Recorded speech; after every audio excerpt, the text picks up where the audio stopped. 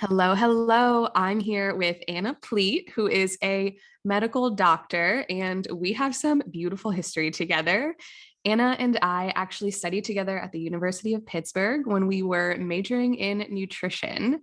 And I always think of Anna as also the sore thumb that stuck out with me, where we felt like we didn't 100% belong in a way. And we had such unique views on nutrition and health. So I'm really excited to bring her on here and bring in that perspective, share her journey. And yeah, for me, a little bit, it's going to be nice to reminisce about some parts of college and yeah, just to catch up and see how we've each taken things in these different directions. And yeah, I'm just so excited to dive in. Thank you. It is absolutely my pleasure to be here. When I found out you're doing podcasting and you're doing life coaching and all of this spirituality stuff, I thought, oh, this is my soul sister. Like, for sure, things are going to come full circle. This is just so beautiful. And I'm very happy to be here talking to you.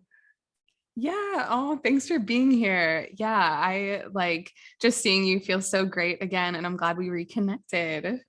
The power of the internet and social media, I'll tell you. Yeah. Sometimes I take it for granted. Sometimes I'm like, oh my gosh, it's so much pressure to always be putting things out there. But at the same time, it has brought me so many beautiful things and really awesome connections that I don't think could have happened under any other circumstance. So I couldn't agree more. Absolutely. And my life has taken me all around the world, and the power of the internet brings me back to relationships I've had for over 10 years. Like I knew you since, oh my gosh, since we were what, 20? We're oh in our my 30s. gosh. It's crazy. You're right. I literally didn't even think about that until you Yep. just said it. I was like, It's holy crap, wild. yeah. Wild stuff. Yeah. I'm excited to open up with your journey and tell them a little bit more. But first, let's just get into it and tell the audience a little bit about yourself outside of your career. Yeah, that's an excellent question. So my career really bleeds into all of the things that I care about and am passionate about, like food and cooking and travel. And I've spent a lot of time living outside of the US, specifically in the last 6 years. I actually just moved back to the US back in December of 2022. And because of that, I am kind of reconnecting with all of these old passions of mine here in the US, like hiking and being outside and doing all this nature stuff. But I spent the last 6 years living in Italy, and that has just been the biggest joy in the world. I always wanted to live in Europe growing up. And so I found a way to make that happen, and it blended into my career path. So that was what was very special about it all. But yeah, I love exploring places that I've never been, cuisines that I've never had, learning new languages. I definitely like a good challenge. That is not something I'm shy about in anything that I do. So yeah, I do a lot of stuff, and I feel like I'm just getting started. Life is unfolding right before me. Oh, that's awesome. I think it's really cool that you took that opportunity to live in Italy. And living in Europe is something that I've always had some curiosity about, especially speaking on food. Like, honestly, that would be such a big factor because just my thoughts on like what America does to our food and what Europe does not do to our food. I was always curious how I would feel as a human, literally just by changing what I'm putting into my body, removing all these chemicals and things that in America are legal, in Europe are illegal, what would happen to me. So yeah, I'm definitely really curious to hear about that and what your transition felt like coming back to the States. Yeah, you bring up some absolutely incredibly crucial points. The way that our food is produced, I mean, it's a whole topic, right? We could have 10 podcast episodes just talking about that. But yeah, part of what drew me there were my passions for food and cooking and wellness, really. And then I had that opportunity to go over there for school, and that's where I went to medical school. And it was actually, this is maybe a point of later conversation, but I'll just get into it now. A big pivot point that I had was recognizing the amazing things that European culture has within it, like embedded inside of it, just more walking and going to the grocery store more often and buying less when you go. These are things that at face value are not necessarily healthy habits. They're just habits. But it turns out that you're more inclined to buy fresh produce if you're just thinking about the meal you have to make tonight or tomorrow. And it's not overwhelming of planning all of your meals for the next 9 to 10 days, the way we tend to do it in the US. And then things go bad, and then you don't put in the effort to actually cook them. And they focus more just at the next meal. And it allows the pace of life to just be a lot slower and, pun intended, more digestible, right? And so I just was so hooked to the way that people live there. And it's not just Italy, but I've spent a lot of time in France and in Germany as well. And also I spent a summer in Amsterdam. And just the European societies, they are food-centric cultures, and they are very active in their healthy lifestyles. They're biking all the time. They're walking. They're very conscious about what the environmental impact is of taking all of the cars and everything. So all of that kind of bleeds into the big package of like, I love Europe. I love it. They're so healthy. This is such a nourishing place for me to be. But then I had this turning point. It was during COVID. While I was there, recognizing like, okay, I can just be here in my bubble, loving the way I can live in Europe. But what about all of my friends and family who are in the US culture, and we do some things really well, but we also do some things not so well. And there's a lot that can be learned and we can take from other societies and just start practicing this. And I just found that I had a calling to kind of bring it back to the US. And I said, no, I'm going to come be a doctor here in the United States, in this medical system, in this society where people really need support to live healthfully and to make healthy choices, because our environment here is not reinforcing all of that the way other places around the world are reinforced just from the way things work in their towns. We are reinforced to drive in the car, to buy a lot of packaged processed food. The gas stations here, there's nothing fresh. The gas stations in Italy, it's fresh fruits, vegetables, salads. You can get a sandwich made to go, not like at the Sheets made to go, where it's like, mucked up with all of the mayonnaise and stuff, although that stuff is very tasty. But I'm talking about like actual vegetables and actual lean proteins and like fresh bread in a sandwich at a gas station. Like it's just, differences, right? They emphasize fresh ingredients and like buying local. And that's something that is very important to them. And we have definitely pockets of our American culture that really value that stuff, but I hope that we can keep spreading that awareness of how important that is for our bodies and for the planet, because it really just comes full circle. Yeah, so beautifully said. I think about the endeavor, and I think it's really beautiful that you're dedicating yourself to it. Sometimes when I think about how overwhelming it is with how large of a challenge it is to take on, I have to remind myself, like, it happens one person at a time, right? It's like one person has that journey, brings back that information, shares it with others. It inspires others to maybe take that journey.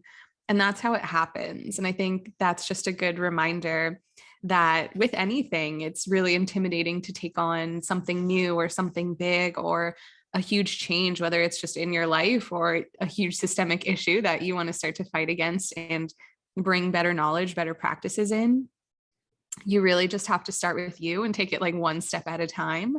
Especially, I even think about how long the journey is with being a doctor and having that eagerness to really want to put yourself out there into the world and start to share this. And it's like, okay, but I still have to take the proper steps. I still have to go through this process.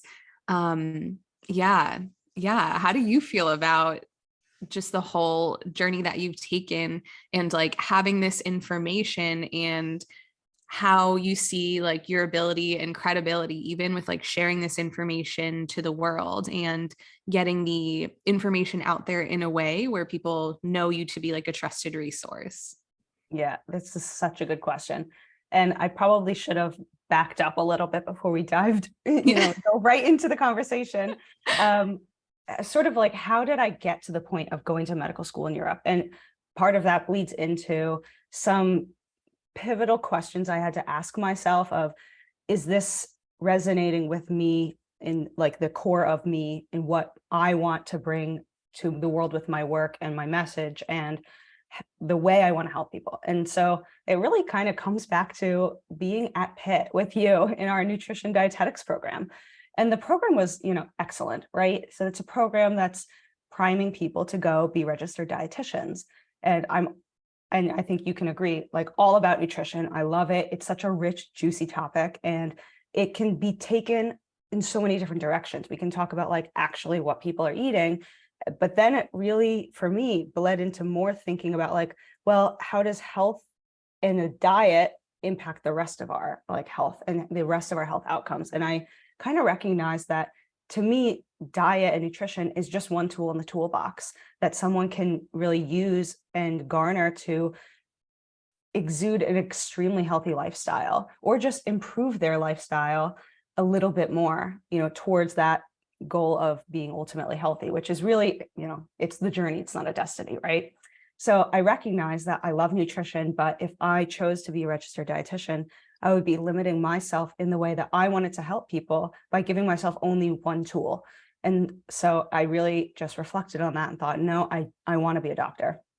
But my path wasn't direct, right? So I had a little bit of like curiosity towards like natural health and nutrition being like food is medicine, being like a core component of like a healthy lifestyle, but also of like a natural medical approach. I decided to go to naturopathic school, and I started doing that in Portland, Oregon, right after we graduated from our bachelor's degree. And I was in this program, and this was very unique, right? So it's a program teaching people how to use diet, also things like chiropractics, herbs, homeopathy, Chinese medicine or acupuncture, like all of these wellness techniques and all of these natural healing techniques that have been around for centuries, if not thousands of years, and can be extremely effective, right? So I'm in this program and I'm learning how to do all this stuff, but I recognize like I can't necessarily practice medicine forthright in the context of our modern medical system, with all of the pharmaceuticals and all of the surgical procedures and all of the radiation therapy. I didn't want to be missing a really important piece of having health conversations with people and, conversations about their disease. That's a big part of it for me. I thought I didn't want to be missing any of these tools. I really just kind of kept coming back to that. And so I decided to pivot again and go to conventional medical school or allopathic school to get my medical doctorate. And this coincided with a time in my life where I was madly in love with this European man. And so it was really, how the story always goes. I decided to join forces with him, and we saw a future together in Europe.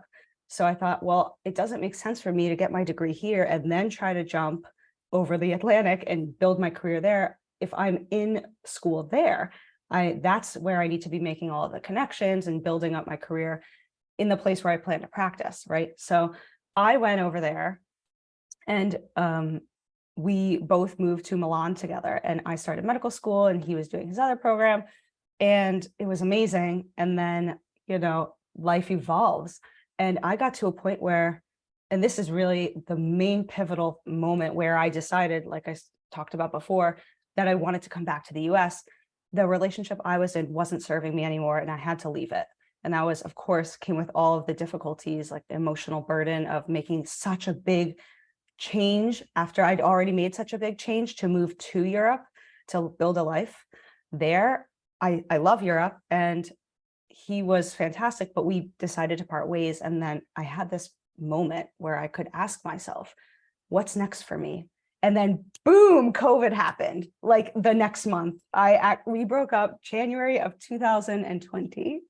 I can't even believe that, right? So the universe was just sending me so many messages like, this is a moment to pause and do some soul searching. The world is on pause right now. Don't rush. Figure out what you want, Anna. And so I did. I paused. I was like a basket case all of 2020. I didn't know who I wanted to be. I didn't know where I wanted to be.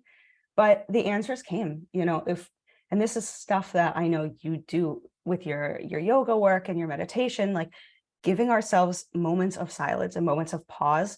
It's not eliminating the messaging. It's actually allowing it to come, right? So we have all this chatter and all this noise, but unless we give ourselves those moments and that space to just listen to like that inner voice, like that inner calling, we could miss the moments in our lives where it's our opportunity.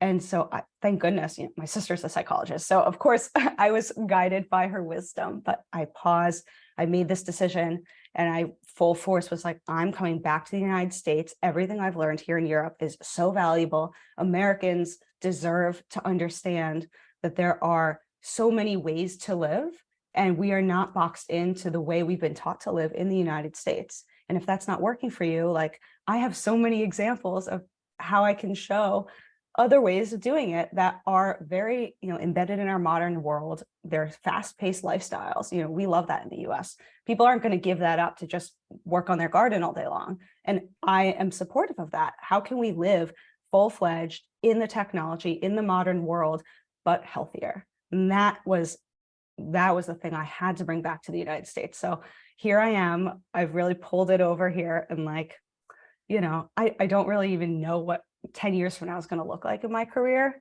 but I just know that this message is so clear for me. Like something, again, I'll probably give it some moments of pause to let those answers come. But like something like this right now, we're having this conversation, Shannon. I never expected to have this conversation with you, 10 years later, and here we are. Like, it's just so beautiful, right? So I'm excited. I'm excited to keep pushing all of this information out to people, and I'm just getting started, Ooh, I love that. Like that was a lot though. There was a lot of themes in there, right? There's so many different points that I want to touch on that I really love that you mentioned. And just like as you're saying it, and I'm like, I really connect to your message, and I really feel that. Because like with Pitt, when we were there together, my intention was like never to be a dietitian. I was like a pre-med student studying nutrition for the same reasons, where I was like, well, I mean, I think I kind of fell upon nutrition because I literally looked up all the majors and what courses they took. And I was most interested in learning about the human body. And seriously, like no other major really went into it as in depth as nutrition, because even like biology and chemistry and a lot of and like neuroscience, a lot of those typical courses, it wasn't focusing on specifically what I wanted to focus on. And when I saw the courses for nutrition, I was like, yeah, this is like all about the body. Like this is what I want to study.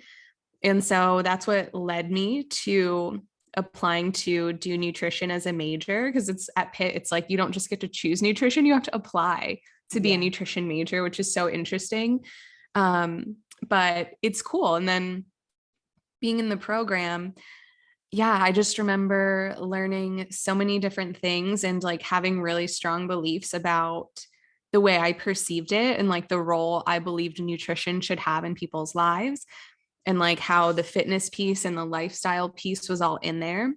And I think that's what kind of led me to, I think like you said, it was like, I felt like nutrition or being a dietitian was really limiting my ability and what I wanted to do and the influence I wanted to have in people's lives. And so that's why I really just it didn't appeal to me. But then after we graduated, I knew I was going to have a gap year before I went into med school. That word. And so I was like, oh, you know what? Like, I'm just going to apply to a dietetic program. And I just remember our advisor was just like, you don't just casually apply to a dietetic program. Like, less than 50% people even get in. Like, you have to take this seriously. You can't just like throw out an application. And I was like, look at me, throws out an application with like doing it like all the night before. And I ended up getting matched, which I think I was kind of like, I think because I was so detached from the outcome, I think that's why the universe let it happen for me, because I literally was like, well, it doesn't matter if I get in, I get in. If I don't, I have a job here in Pittsburgh. So it's fine. Like, I don't have to worry about it. Like, whatever's going to happen, like, I'm fine either way. And then I ended up getting in and I was like, well, okay, yeah, of course. And I moved to Louisiana to do my program. And when I was down there, that was like my first time I think part of it was like I wanted to be somewhere totally different so that I could like figure out who I am and like reinvent myself and step into this new version of myself. And I think through that, that's when I started to reevaluate what I really wanted. And just from like my orientation week down there and hearing all of these dietitians, like they had a bunch of dietitians come in and speak and talk about like what they did with their career. And I was just like, whoa, I didn't know you could do any of these things with dietetics. And because I was so focused on the clinical aspect, I think I was really just like pigeonholed into like, oh, this is how you do it. But when I was doing clinical rotations, I literally felt useless as a dietitian. And I don't mean that to disrespect any clinical dietitians. That was just my personal experience in the setting in the hospital that I was at and what the rules were with what dietitians were allowed to do at that time, which has changed since I was a student, which is crazy because I don't even think I'm that old, but the field of dietetics has really changed. So like before I really had no power to do anything. It was like I get a printout from the government and I hand it to a patient in the hospital that has the right to say they don't even want to talk to me. So I'm pretty much like retyping everyone else's notes into a chart and then going into a room and handing them a printed paper of things that I didn't agree with and walking out. Like that's like all I ever did. Wow. And then when I like, I wanted to be more useful and I would like really start to research things because I had the space to do that. And like no one wanted to hear what I said because I was just the dietitian. And like it just really frustrated me. And I was like, I want nothing to do with this. Like this experience has really put me off from wanting to pursue clinical. So I like and like yeah, when I graduated I was just like okay, well yeah, before then the reason I ended up not wanting to pursue medical school, like I pretty much dropped out before I started, so I don't even know if you would call it dropping out.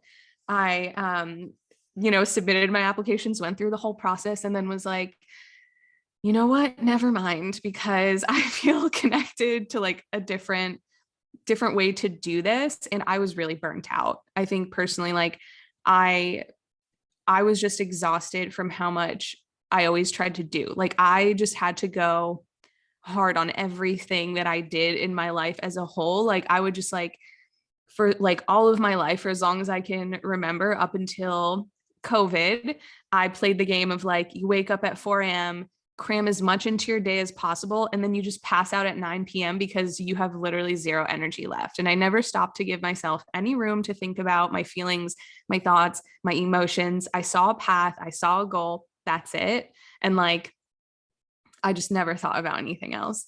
But then when I had that space in Louisiana and my program wasn't that intense, if I'm being honest, like I think other programs are a little bit more like dialed up with the intensity. So I decided to take a full-time job while I was in school, which is kind of crazy when I look back. But yeah, it changed my perspective and I got really connected to that similar mission where it's like, no, people need to know about nutrition and lifestyle. And I want to have the space to sit down with people and talk them through this because there is so much to it.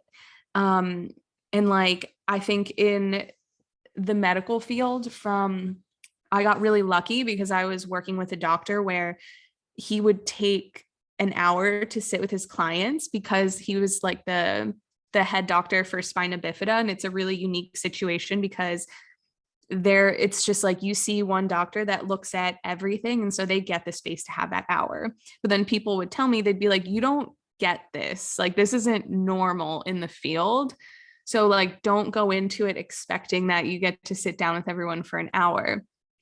And I was like, oh, watch me try. Like, it's like I want, that's what I want. Like I saw how powerful it was, and that's just like I knew I wanted that in my life in some way. And then, yeah, I think just at that point in my life, I took that pause and like, I ended up never going back to pursuing it because once I opened up my private practice, I was starting to get that feeling of like, oh, wow, this is what I wanted to do, is sit down with people one-on-one. And so it kind of met that need for me. But like, there's times like, I'm so curious about your studies, even with like herbs and things like that. And I know you switched from the naturopathic route, but a lot of that has always been really interesting to me. And I like studied under this woman for a little bit. She was a life coach, like very spiritual woman. And then she was married to a Chinese medicine doctor. And I just loved my experience with them and like learning about acupuncture and having them do it on me. And like, I was so amazed with that and just like learning about the beliefs that other cultures have. And then I studied abroad too, where I studied different forms of medicine and we like traveled around the Mediterranean. It was like a crazy program. It was really cool, but it gave me the opportunity to start to open my eyes up to like, wow, there's so much about health that I don't even know that I don't know. And like getting the opportunity to see how different cultures do it. And like you said, it was so much that I was really excited to share this with other people. And it's a lot of information where sometimes I feel like people have to hear it quite a few times for it to stick and really start to like, for me, so much of it was embodying what I'm learning. It's like, if I know this information, I need to practice it and really be strong in my beliefs and show people that I am, because so many people are scared to be the one to be the weirdo, you know, like I think me, I've never cared. I'm like, all right, if people want to think I'm weird, let them think I'm weird. I've like been that way my whole life. So I'm like thankful for that, but I can see the hesitation in so many people. And like I still see it in myself whenever I take a new step in a different direction. I always have that part of me that's like that human need for community and connection that naturally kind of pushes us back into speaking out about certain beliefs when we don't agree with the status quo, and you're really challenging that to be like, no, actually I believe this.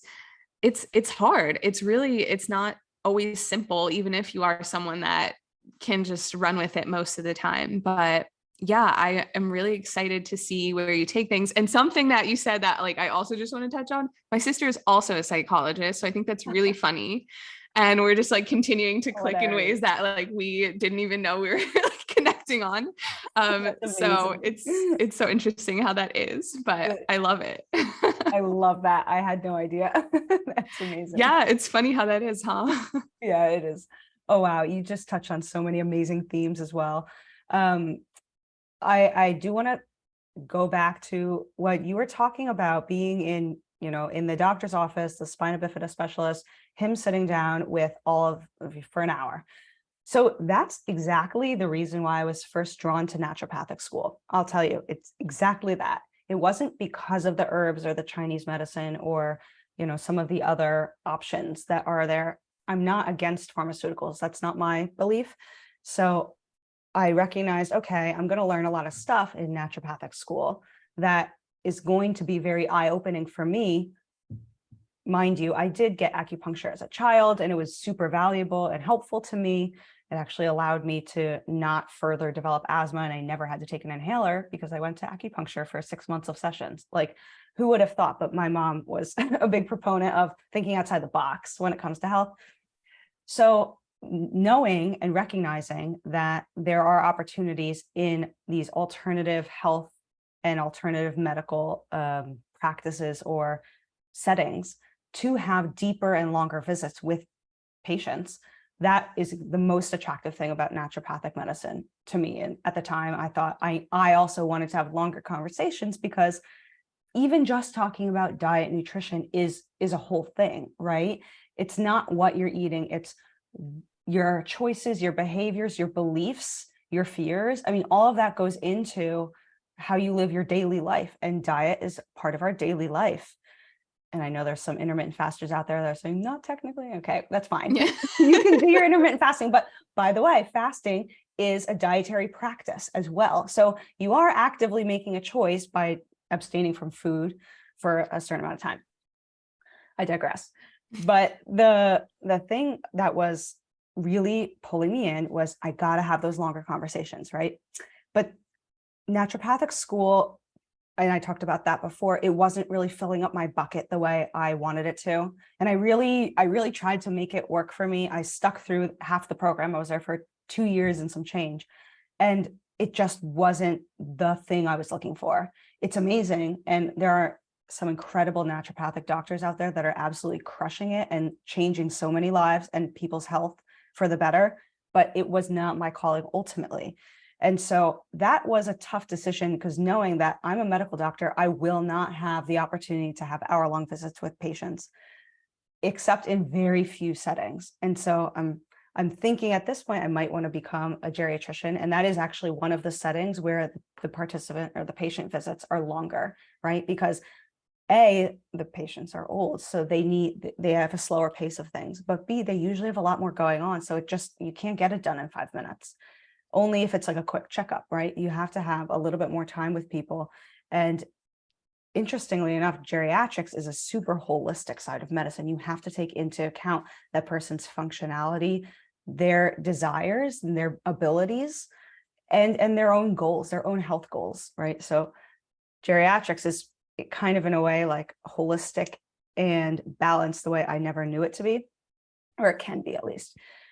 But recognizing that I wanted to have these deeper conversations was the fire. Your thing is fuel the fire, right? So what fueled my fire to start my whole social media stuff, what I'm doing now, I'm making YouTube videos and I'm spreading them around TikTok and Facebook and Instagram, because this is my way of having those longer conversations with people. I'm not necessarily having them with the patients directly in that setting, but with the audience, where we can go deeper on topics about nutrition, what to know, why it matters. And I'm really a big proponent of the Mediterranean diet, of course, because I spent so much time there. But it's just such a great approach to eating, because it's so inclusive of the experience of eating. And so having the opportunity in the digital space to have these longer conversations, to me, is just such a gift of living in this time period in the history of the world. This wouldn't have never been possible 30 years ago, 100 years ago, of course. So that's one thing that's really amazing, that I want to make sure people recognize, that if they don't have time with their doctor, or even if they're in the setting of seeing any other healthcare provider and they want those longer conversations, like, these conversations are starting to happen online. And if you know where to look for them, like people like you and me, you can learn a lot, and you can really like harbor yourself with amazing knowledge and ways that you can start applying this stuff now. And we talked about this earlier, but one person at a time, like, that's how we make effective change. So one person learning something that's important for them to know about something in their diet, or the way that they're thinking about their food and their relationship with food, they can then also spread that to other people and teach somebody else in their life. And that is, that's at least my vision for how we're going to create these healthier communities, because you're absolutely right. You can't go against the establishment of food and big ag in this country, ag being agriculture. Those are such huge, powerful industries. You're never going to get rid of that. But that's not a worthwhile goal then, given in that circumstance. It's better to just give people the foundation of what they need to know to be healthy. And then for certain things, it's not going to be in their control. It's why they have nutritionists and dietitians and naturopaths and doctors and nurses and all these other people that's why, we are the healthcare workforce, supporting people in this path to trying to be as healthy as we can, or at least avoiding the biggest problems. And that's kind of another topic, but we have a lot of work to do, I think, in our medical system here in the US, to pivot a little bit, turn the corner, rather than just trying to fix all of the problems and save people from the near-death experiences. Like, go a little bit above and beyond that point to saying, hey, we cannot just wait until it's this like fatal outcome when we're intervening. Like, we need to step in way earlier. Prevention is the best cure for anything. We know this. All of the science, all of the data has been telling us this for a long time. It's not new, but we're not doing it. And we can be. There are so many good ways to do that. So that's my pull in my career, my goals, is I want people to recognize the power of prevention, because it is the best medicine they'll ever get, is to not get the disease in the first place. And of course, we all know the biggest burdens in our Western world, it's not just the United States anymore, all of the chronic diseases. It's obesity, diabetes, hypertension, cardiovascular disease like atherosclerosis, strokes, cancer, like all of these things are chronic diseases that we know can be prevented in a lot of the cases. So the more people feel connected to that power that they have within themselves to like actually change their destiny, I think that it starts from that, right? And so just talking about what to eat all day long doesn't get at the root of that, but there are opportunities for talking to people about this in any context, right? But online is an amazing way. So I'm so glad that we're having this conversation, of course, because this is like the first of many to just keep these conversations going, keep people aware of all of this information that they need to know. Their health depends on it. Yeah, I agree. And like just this conversation's getting me re-excited because I feel like I like lost a little bit of my fire. And I love that you use the phrase fuel the fire in there. I was going to do that for you. I know I told like I had a whole conversation with you about like, yeah, I need to start throwing this into my podcast and I be loved really it. corny with it.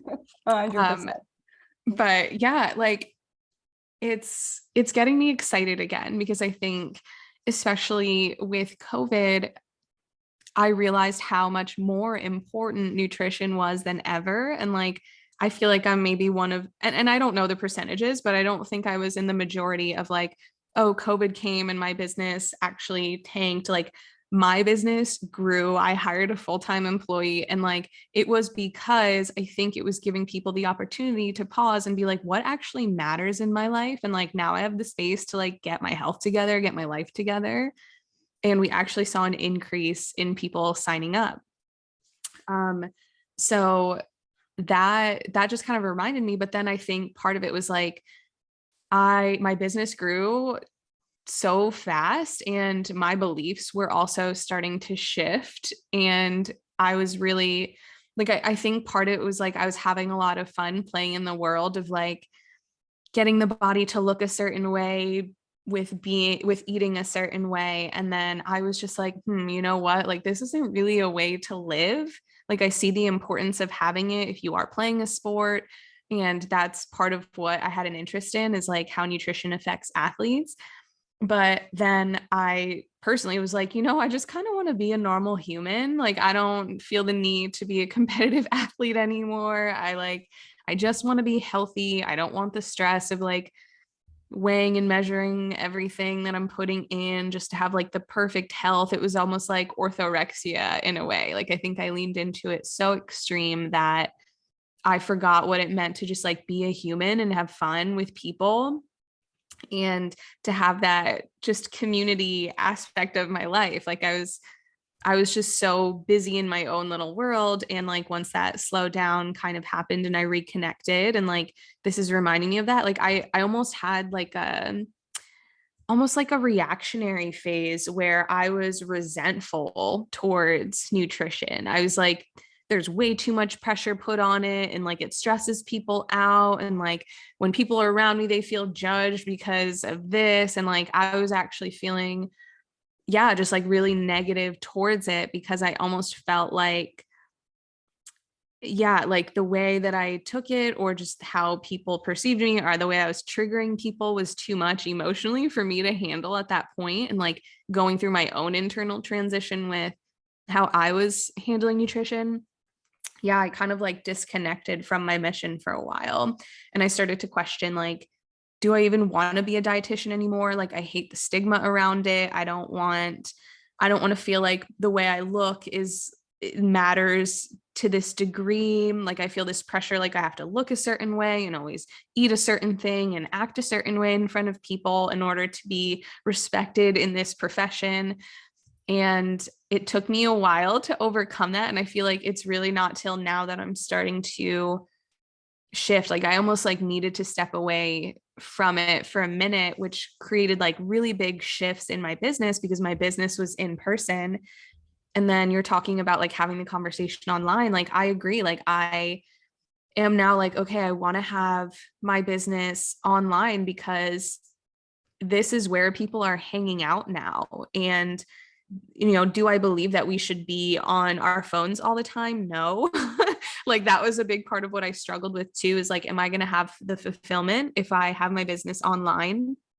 because I believe in like real human in-person connection is so just being so powerful. Just like being in someone else's energy like that can have a really strong influence on people, and just, yeah, what I believe it means to be human again, to just have that. And so I think there was a lot of fear. And so I like wavered for the past year and a half since I closed my business about like a year, like a little over, or I'm sorry, a little less than a year ago. I closed my in-person business with the intention to like take some time off and then try to grow online. And then like now that I'm doing it, I'm, there's a whole learning phase of like, how do I make a sustainable business online?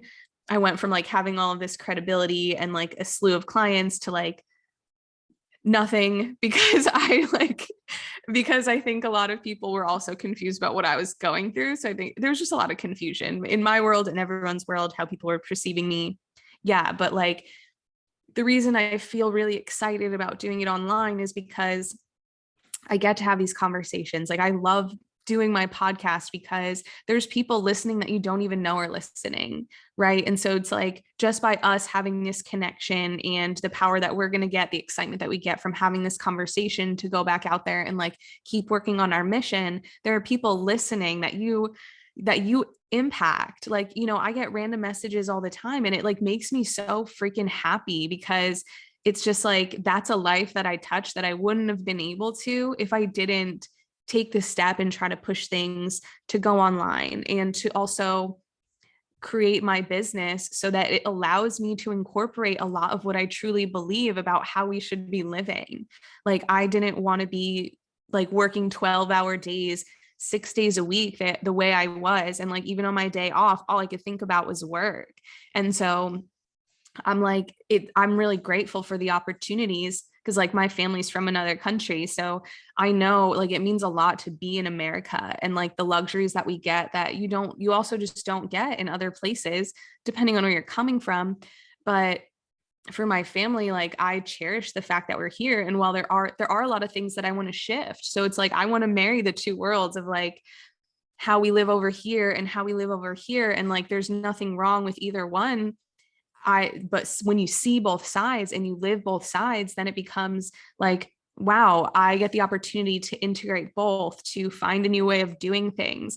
And like, again, I need to live it. And I don't, like I let my career be my entire identity. And like, that's also not like the healthiest thing to do either, because I just became like in a codependent relationship with my business and I'm trying to break out of that. And like you said in the beginning, where you're so passionate about what you do, it's like when someone asks me like what do you do outside of work, it's like, well, kind of like the same thing I'm teaching people while I'm at work, if I'm being honest. Like it's That's how not you know really you're that winning different. at life. Yeah, like it's just kind of how I live. But yeah, I think it was just like, how do I continue to create that healthier balance for myself? And then as I do that, how can I continue to teach that to others? So yeah, I'm excited because even the online space gives you an opportunity to not necessarily have to pigeonhole yourself into a specific way of doing things professionally anymore. I think it opens up a lot of doors where, you as a medical doctor, you can combine the nutrition and you can teach it in a way where maybe like there isn't necessarily a formal job in the hospital system that does exactly what you want, but being in the online space, you can do it how you want. And like, you get to be creative, you get to be an artist, you get to innovate. And that's so exciting. And just the doors it opens up, the people you can connect with, it's so expansive. And like, that's what I think lights me up, and like just the countless opportunities and greater impact you can have and really share your message. So I love that you're taking that time, even while you're still studying, to really build that presence now, because it does take time. Like the online space is just so toxic in little ways where people are like, you can make 6 figures in 1 month. Let me show you how I did it. And it's like, the annoying thing about that is like most of those people only ever taught, here's how you make money online. And I feel like it's like a bait and switch thing that people don't realize, because I got caught up in it too, where I'm like, why am I not making 6-figure months right now? Like they make me like, I'm seeing this and I'm like, am I the only one that hasn't figured this out? What the F? Like, but like, it's like, no, seriously, like things take time. And, if you have a real message and it's not, hey, give me money so I can teach you how to make money, like you need to build that ability. You need to work with people, and like the sooner you start, the sooner you get to where you want to go. So yeah, that I really like commend you for diving in now. And I'm like so excited because I feel like things are going to be so good. And the way you put your message out there and the way you're going to grow, I'm excited I get to watch. Thank you. I'm learning a lot from you, I will say. Instagram is something I have not cracking very well, but Instagram is tough in 2023, I will say. Everybody seems like they're a glossy supermodel, and some of them are, but some of them aren't, and they still make it look like they are. So I mean, I feel like that's part of my thing too. Like I made a post where I'm like, hey, you don't need to be an Instagram model to do this. Cause like that was like part of like the issue I had with moving online. I'm like, listen, I tried it like last year. I tried to be like, hey, record me walking around this flower patch for a minute and like so I can use it as a reel. And like, to be honest, I didn't like it. Like I felt so uncomfortable. And it's not because I don't like myself in front of a camera. It's because it's just like disruptive of how I'm living my life outside of work. Like if I'm going to pick flowers with my friends, I'm going to pick flowers with my friends. I don't need to document and tell everyone and make sure everyone, I had to pick out a cute outfit and do all this and make, do my makeup. I'm like, that's just not the type of person that I am. And like, I just don't want it to be that way. So I think once I kind of accepted, like, literally that doesn't matter because I grew my business without social media. And if I did it without social media, then imagine if I actually I don't even have to put in as much effort as I thought I had to. And I don't need to be as polished as I thought I had to, as long as I'm authentic. And like, that's what people are drawn towards, like, I think I'm always reminded when I talk to some coaches and they're like, yeah, the people you think are crushing it online aren't actually crushing it. Like you'd be surprised how many people have like, 100K followers and like they're in debt. So it's like, don't let that discourage you or stop you from pushing, because it's like, you have to sift through that online and just remind yourself like that those numbers, these things, the counts, the views, like don't matter. But like, you're putting the more, yeah. And I've always found that like the more authentic I am and when I share more powerful messages, even if they're not pretty, people respond to them. And so it's like, I have to remind myself, I'm like, it literally doesn't matter. Like no one's expecting you to be glamorous. Like, yeah, that's cool. And maybe some people care, but like, if they care and don't want to listen to your message because it's not pretty and polished, then they're just not the right fit to be hearing your message. And that's it, period. Well said. And I love how so much of like finding people to follow online, whether it's a podcast or like video tutorials or whatever, TikToks, it's like dating. Like you have to have the right vibe going both directions, right? You want to build, like if you're a consumer and you want to find somebody who's really feeling like they're speaking right to your soul, like you'll find that person. And then on the reverse, as a creator, like finding the audience that wants that connection with what we're saying and is hungry for the message, like that's the audience you want to build. Like I've learned this recently, your vibe attracts your tribe. And it's been such a helpful and a good reminder that, connecting online it shouldn't be that different than connecting to somebody in the street, in the clinic, in the office. It's people behind those screens. So the more authentic, the more human, the more honestly vulnerable we can be, like the more people are going to find value in that. And that's true in any capacity, humans being with humans. It's always been that case. Like I like that part of it. But yeah, thank you. I'm excited to be building this. I don't know what this is. It's going to be, who knows? It's a lot of fun. And you talked about this before, like it reinvigorated you to get back to nutrition. I actually had the exact same experience, Shannon. Like I Mm. took a pause from nutrition. I moved to Italy, a place where there's no sense in trying to teach them nutrition. They already know it. They know it better than I do. I was a learner all of a sudden. And I thought, Mm. oh, I don't know what I'm talking about. And the remarkable thing is, like, if you're looking at at least in the Italian culture, it's like carbs, carbs, carbs, starchy carbs, every meal, and a lot of sugar. And I'm like, I've been taught, and I was pretty convinced, knowing all my biochemistry and all my physiology and all my tricks, like that this is wrong and it gives you obesity. But like, I'm looking at these people and they're absolutely the opposite of obese. They're like skinny and fit and they're active and they're happy. And like, wait a second, I might be wrong.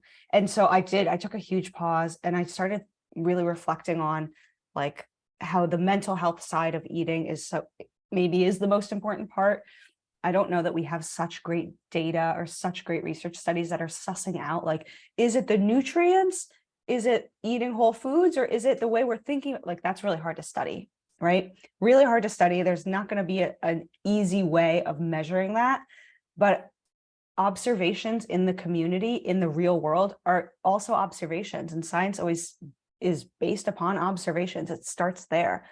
And so it comes back around. Sometimes you're thinking like, okay, maybe nutrition isn't that important, but here I am. And probably this has been fueled, another fuel, being back in the US. I'm like, okay, for sure, it's probably the mental health, and we are really tanking on that one. We gotta address some of the serious crises that are plaguing our young people and our society right now, with anxiety and stress and depression. Like, that's very real. But just thinking about also what someone's eating, like that definitely counts, right? So we do need to hit it from both sides, and finding a way to bring that together, like that. I think you're doing so well, and I'm hoping to keep doing that and keep that message going, because that part was really lost in the dietetic conversation for me, although like amongst the registered dietitians, but I was never really in that field. So I truly can't, I think that's too big of a claim to make. I don't really know. I was never a registered dietitian, but from what we learned in our program and like the way they were teaching us, like we were not thinking holistically about it. And so everything does come full circle. Like you cannot ignore certain core components of what make up somebody's like daily life, their habits, like all of that plays in. And it's cool, like being online, being a creator, like finding creative ways to teach about it, to talk about it, to learn about it. Like I'm learning all the time. Actually, I'm probably learning more about all of these topics now that I'm finally like pushing myself and teaching myself. That's obviously a pretty well-known thing, that you learn the most from teaching, but this is just such a cool way of doing that. So really glad we're doing this. Like kudos to us. And I Yeah. hope that people are finding a lot of value from it, because that's really what it's about. Yeah. Yeah. And I love that we are finishing on this note too, because it like segues into the program that I created at the beginning of this year. Like it's been in the works.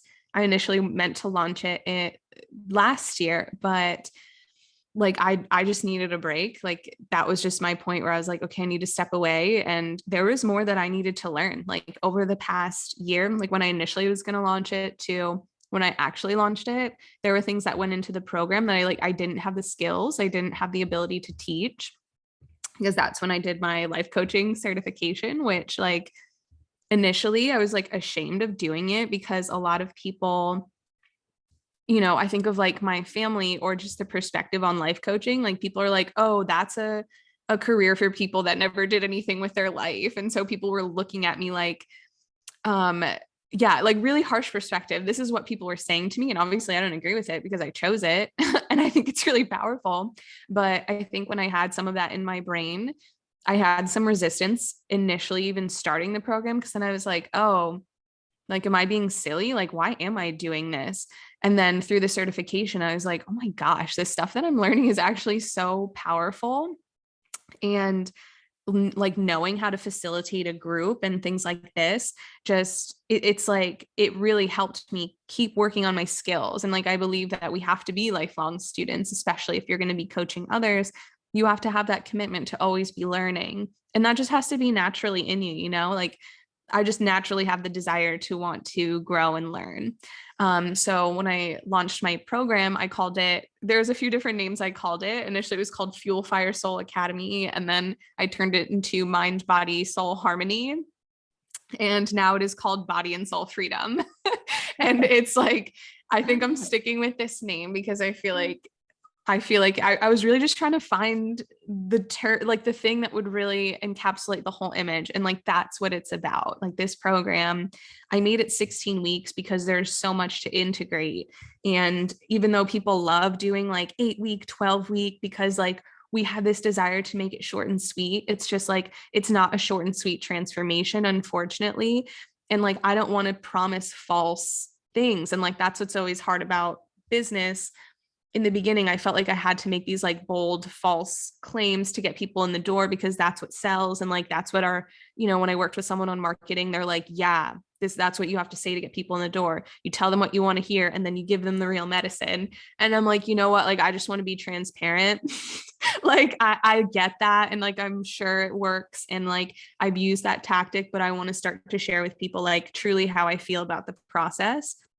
And like, it's a take it or leave it. And like, again, like you don't have to take every piece of business advice you get to, but yeah, the program, that's essentially what it's all about, is like, how do you become an intuitive eater? Like, yeah, you probably like, it's for people that have probably tried dieting and don't really seem to find something that sticks, and they still have frustration and they're frustrated with their bodies and they have negative self-talk, negative self-image, which I feel like applies to almost everyone. If I'm being honest, if you live in America, you've probably compared yourself, or if you have a phone, you've compared yourself to someone on the internet. It just like, it happens. Yes. And so this program is all about like how, like, hey, like, let's bring you back to your health. What are your goals? And like, we need to look at your whole life and your beliefs and your psychology and your physiology. And it's not just one.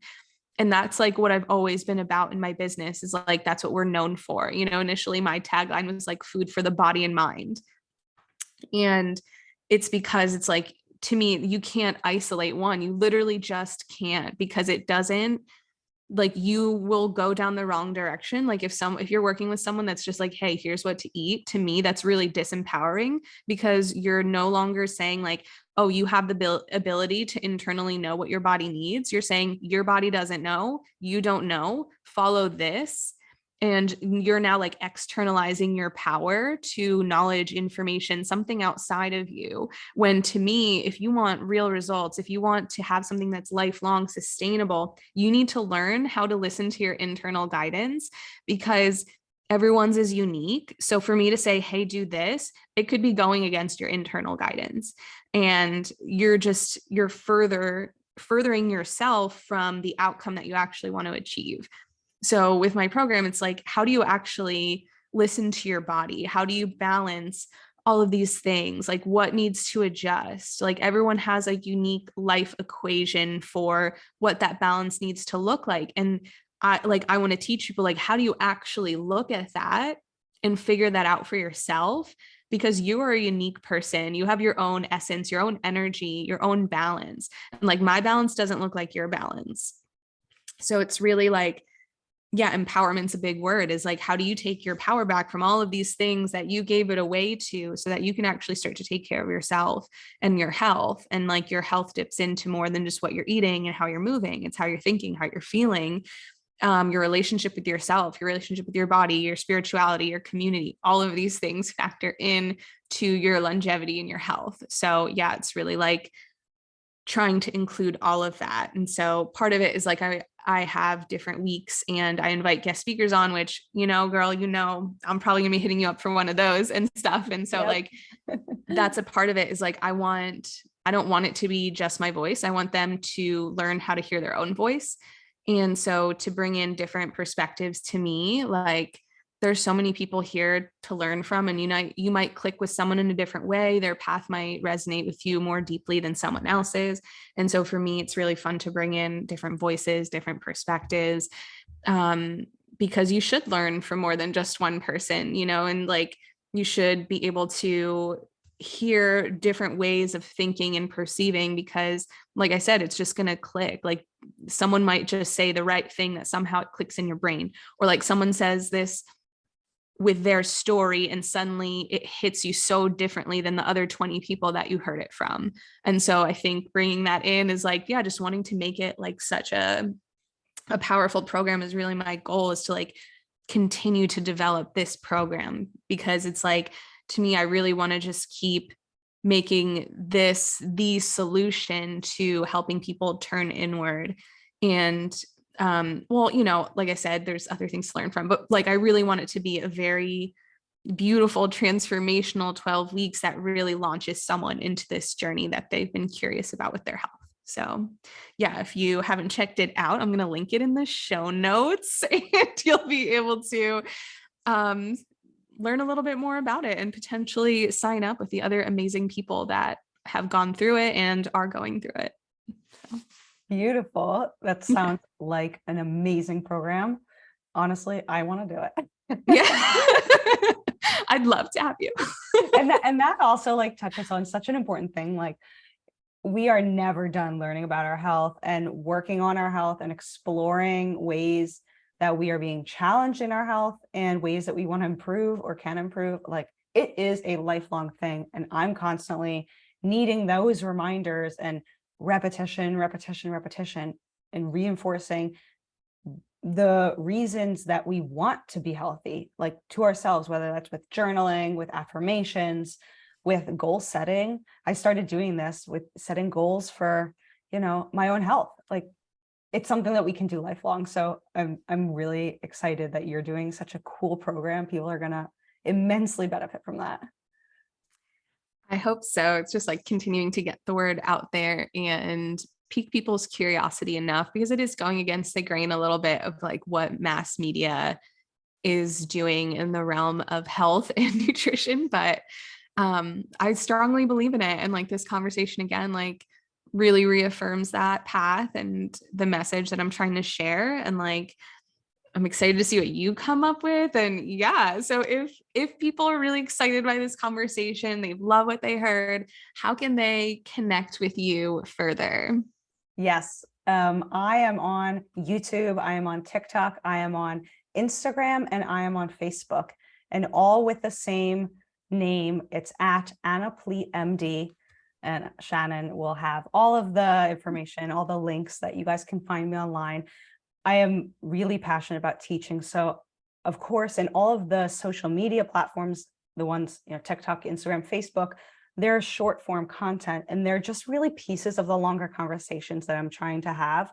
So if you want the full Monty, the deeper discussions, the deeper knowledge, I encourage people to check out YouTube. That's where I can really go into the teaching at a deeper level. Awesome. Yeah, we'll have all of that linked in the show notes so people can click, read a little bit more. And I know people will be really excited to see it. So yeah, I just want to say thanks for coming on. This conversation was awesome. I know I sprinkled in lots of bits about why I felt that way throughout this already, but I just want to say it again. Thank you, thank you, thank you. And I'm really looking forward to see how things continue to evolve and expand for you in the future. Thank you, Shannon. This was honestly so much fun. I love this stuff. Thank you for inviting me, and we will keep chatting. I'm sure we will do this again. Sounds good.